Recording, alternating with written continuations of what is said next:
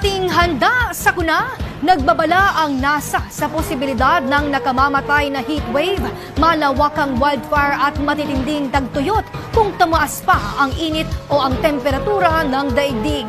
Ang detalye sa ulat ni Ralph Lopez.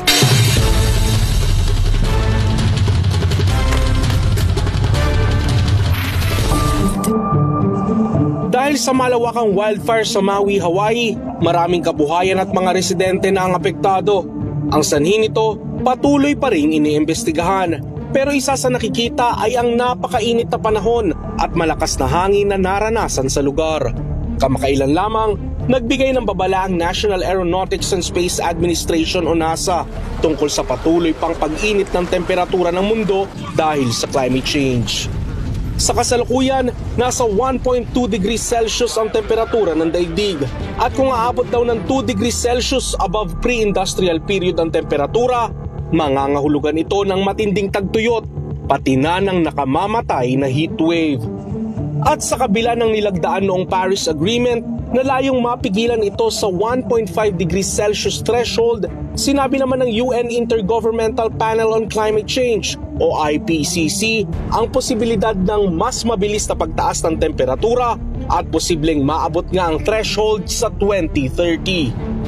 Kaya ang sama-samang pagkilos laban sa climate change muli na ring binigyang diin sa Asian Conference on Climate Change and Disaster Resilience kamakailan.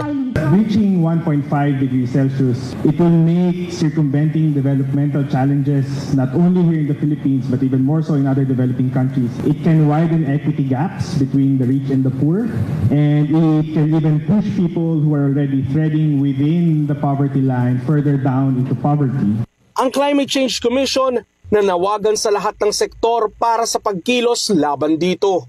We have been through so many things in the Philippines, and I think the challenge that we have right now is to make full use of that experience and expertise and challenge ourselves. I think it is time for us to take the cudgels and responsibilities of climate leadership.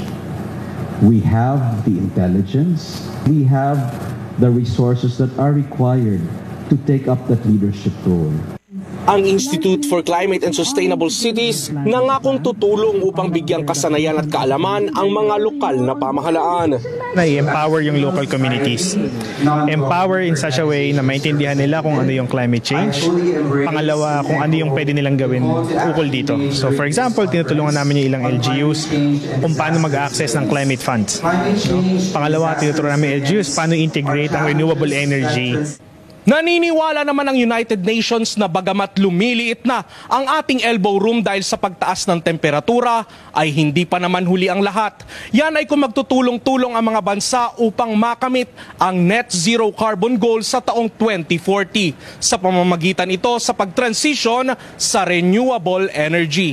Para sa Handa sa Kuna, Ralph Lopez, IBC News.